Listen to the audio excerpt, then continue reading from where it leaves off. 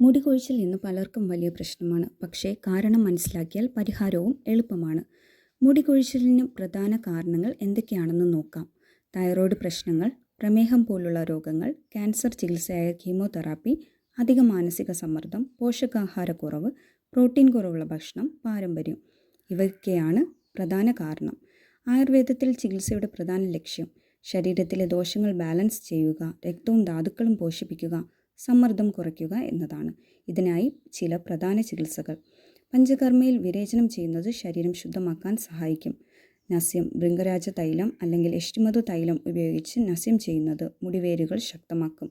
നെല്ലിക്കയും എഷ്ടിമധുവും ചേർത്ത് തലയിലിട്ട് കഴുകുന്നത് മുടിക്ക് വളരെ നല്ലതാണ്.